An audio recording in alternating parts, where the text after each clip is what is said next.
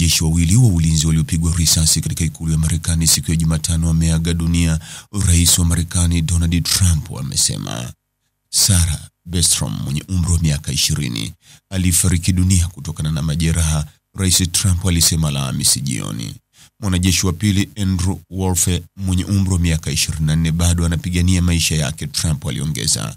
Wote wawili walipigwa risasi kwa karibu katika ikulu ya Marekani muda mfupi tu siku ya Jumatano.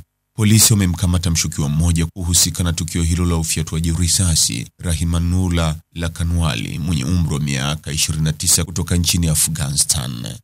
Rais Trump alithibitisha kifo cha Bi Beckstrom alipokuwa akitoa shukrani kwa mwanajeshi huyo wa Marekani. Sarah Beckstrom wa West Virginia, mmoja wa walinzi tunaozungumza juu yake, anaheshimiwa sana. Kijana mtu mzuri, ameaga dunia, hayuko nasi tena, alisema Trump. Trump baadaye alizungumza na wazazi wake. Ofisa wa ikulu ya Marekani aliliambia CBS News. Bwana Lakanwali ambaye ni mshukiwa ameripotiwa kuwasili nchini Marekani chini ya mpango unaoitwa Operation Alliance Welcome, ambao unatoa kinga maalum za uhamiaji kwa Waafghanistan baada ya kujiondoa kwa Marekani kutoka nchini Afghanistan.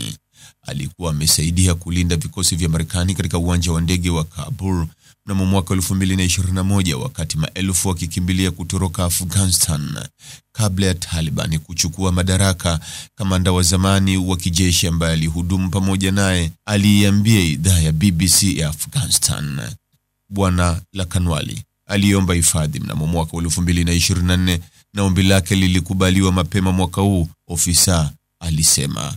Mtazamaji, ni yapi maoni yako kuhusiana na taarifa hii? Andika maoni yako katika sehemu ya ujumbe hapo chini. Like na subscribe pia ili uwe wa kwanza kupata habari wa chungu tele.